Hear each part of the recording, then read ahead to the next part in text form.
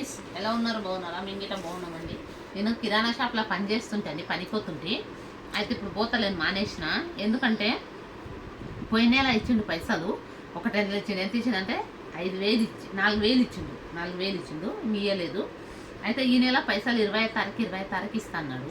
ఇస్తానంటే సరేలే అని మాకు 25 తారీఖు వచ్చింది. 25 తారీఖు అడిగితేనంటే పైసలు ఇయ్యను అన్నాడు. ఎందుకు ఇయ్యరంటే ఇయ్యాను, మాకు నేను అంటే కిరాణా షాప్లో పనికి వెళ్తుంటే నేను పెద్దగా అయినాక నీకు 2 నెలలు అయినాక 3 నెలలు అయినాక ఇస్తాను, ఇప్పుడు ఇయ్యాను నేను పైసలు, నాటనే లేవు పైసలు, నీకే అడుగుతా అన్నాడు. అందుకని ఇంకా నేను పని బంద్ అయినండి. పొద్దుగా అలా 8 గంటలకు పోతే రాత్రి 8 కాక 10 దాకా ఊపుకుంటు కిరాణా షాప్లో. ఒక నెల ఫస్ట్ నెల 5,000 ఇస్తా అన్నాడు. 5,000కి తీయలేదు, 4,000 ఇచ్చిండు. 5,000 ఇచ్చిండు అనుకో, 5,000. మళ్ళీ ఈ నెల 25 తారీఖు ఇంకా పైసలు ఖాళీ 1,000 రూపాయలు ఇచ్చిండండి. ఇంకా 5,000 ఇవ్వాలి. ఇస్తాను లేడు చూడండి, రంజాన్ నెల ఉండదు, ఇస్తాడేమో ఏమన్నా అని. పండుగ ఉంది కదా, బట్టలు తెచ్చుకుందాం, అది తెచ్చుకున్నా అని ఫోన్ చేసిన. పైసలు ఇవ్వండి అంకల్ అని అడిగితే లేవు పైసలు, నాతో ఉన్నాయి అని ఇవ్వలేదు చూడండి, పైసలే ఇవ్వలేదు. ఖాళీ 1,200 ఇచ్చిండు. ఆ 1,200 కాడికి ఇక పైసలు ఇవ్వలేదు చూడు. నిజంగా చాలా మోసం చేస్తారు. అందుకని ఎవ్వరిని నమ్మరాదు అనిపిస్తుంది. అయితే కరెక్ట్ అండి, ఎవరికైనా న్యాయంగా పని చేస్తే న్యాయం లేదండి. నేనేటా సాయంత్రం పని చేసి వచ్చిన తర్వాత మా భార్యకి పొద్దుగాంటి ఊకొని యాక్స్ట్రా ఉంటుందని నేను పోయి కొట్టుకుంటాను. కాసేపు 1 గంట 2 గంటలు ఊకొని 11 గంటల వరకు తీసుకొని వస్తుంటాయి. అంత విశ్వాసం లేదండి ఈరోజు. రేపు న్యాయం మనసులోకి న్యాయం లేదు.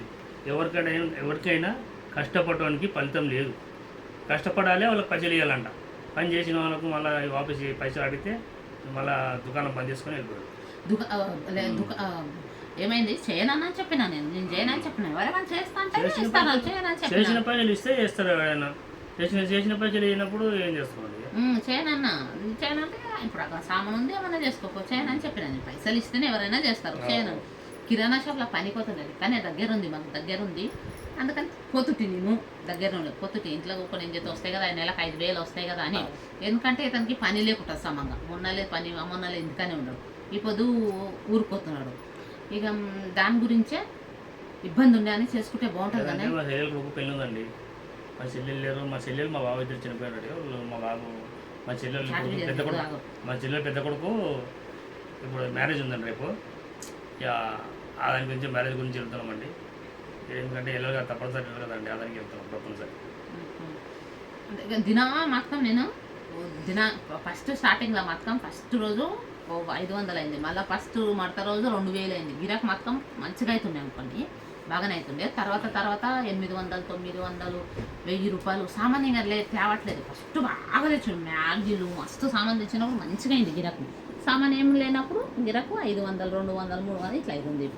సామాన్ ఉంటే మంచి గిరాకీ అవుతుంది, మంచి గిరాకీ అవుతుంది. సామాన్ లేకుంటే ఏం గిరాకీ అవుతుంది, ఇబ్బంది అవుతుంది. అందుకనే ఇక నేను సరే చేద్దాం ఎట్లనే అవుతా. కానీ ఇంత తిప్పలు ఉండే అన్ని. పొద్దుగాల పోతే నేను ఇంటికి 1 గంట గిట్ట రాకుంటుటి. ఒక్కొక్కసారి ఆనే టిఫిన్ తీసుకుపోయి వస్తుంటాను.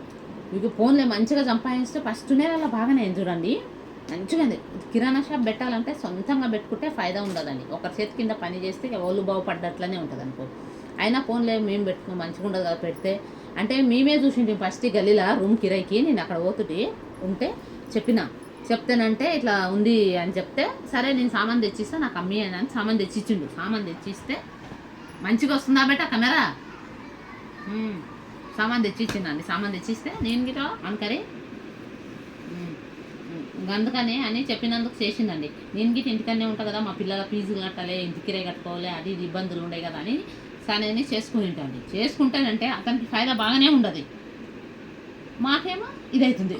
పోయిన నెల ఇచ్చిందండి 5,000 ఇచ్చిందండి. ఈ నెల ఇయ్యనికేనేమో ఇయ్యనన్నాడు. ఇయ్యకుంటే పోతావాలే అని నేను అడగానని పని చేయనని చెప్పిన. పని చేయ నేను పైసలు ఇస్తే చేస్తా, పని లేకుంటే సరేలేని తాళాలు ఇచ్చి వచ్చేసేసిన. తాళాలు ఇచ్చినా వచ్చిన పైసలు. రంజాన్ పండుగ ఉంది, పిల్లలకి ఏమైనా బట్టలు తెద్దాం అది తెద్దాం అనుకుంటే ఇగో ఇతనికి చూడండి పనే లేకుండా ఏం లేకుండా. నిజంగా అండి మా పరిస్థితి అనేది బాగా లేకుంటుంది. ఆ పరిస్థితి బడ్డట్లు ఉంటాయి కదా అని నేను పనిలో చేరుకున్నా. తక్కువ అయితే పర్వాలేదు, గల్లీ లోపలనే ఉంటుంది కదా, దూరం కాదు కదా, ఇదే గల్లీలో ఉంటుంది కదా. ఇప్పుడు దూరం పోతేనండి 12,000, 10,000, 8,000 ఉన్నాయనుకో సూపర్ మార్కెట్లలో. అక్కడిక్కడ దూరం పోతే ఆ బస్సులు ఎక్కిపోవడము అది ఎక్కిపోవడం అంటే చాలా ఇబ్బంది అవుతుంది. నేను హ్యాండిక్యాప్ను కదా, మళ్ళీ అక్కడిక్కడ తిరగాలంటే కష్టమవుతుంది. ఆ బస్సులలో పబ్లిక్ ఇప్పుడు ఫ్రీ బస్ అయినప్పటి నుంచి పూరా ఇదైపోతుంది, బస్సు లాపుతలేరు, ఇబ్బందులు అవుతాయి. అందుకనే నేను దగ్గర ఉంది కదా అని పోయి చేస్తే కానీ ఆ ఓనరే ఆ అంకుల్ గాడేమో మాకే మోసం చేసిండు. అతనికి బాగానే దినానికి ఫోన్ పైన 500 200 దాకా ఫోన్ పైన పోతుండే, గిరాక్ అవుతుండే, గిరాక్ అవుతుండే మంచిగా అన్నీ చేసి పెడుతుంటే ఏమి కానీ మాకు ఇక పైసలు ఇయ్య, నేను 20వ తారీఖు ఇస్తాను, నేను ఇయ్య, నేను పైసలు ఎందుకు ఇస్తూ, నేను మంచిగా నన్ను గొప్పని చేయండి అంటే, నువ్వు గొప్పని అయినాక మేము పని చేయకుండా ఇట్లనే ఉండాలా, అతను కోటీశ్వరుడు అయినాక ఇస్తాడంట. అప్పటిదాకా మేము తిరిగానే చేయాలంట. పొద్దుగాల 8 గంటలకి రాత్రికి 8 9 దాకా ఉంటుంటే నడుములోకి వచ్చింది. నాకైతే ఒక నెల అయితే నడుములోకి వచ్చింది. ఏమో పోనీలే మనం చెప్పినందుకు పెట్టించిండు, ఉండని చేసుకుందాం, దుకాణం బాగుంటుంది కదా అని ఇట్లా అనుకునేంటి. కానీ ఇంత మోసం చేస్తానని అస్సలు అనుకోలేదు. అనుకూలైతే పైసలు ఇయ్యనికైనా కింద మీద పడే ఖాళీ ఎంత ఇచ్చిండు ఇప్పుడు అంటే 1200 ఇచ్చిండు. ఇంకా 4800 ఇవ్వాలి. ఇవ్వమంటే ఇస్తలేడు.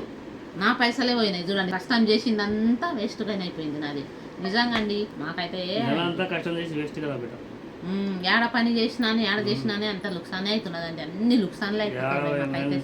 సరే ఫ్రెండ్స్, మా ఛానల్ చూడండి, సబ్స్క్రైబ్ చేయండి. బాయ్.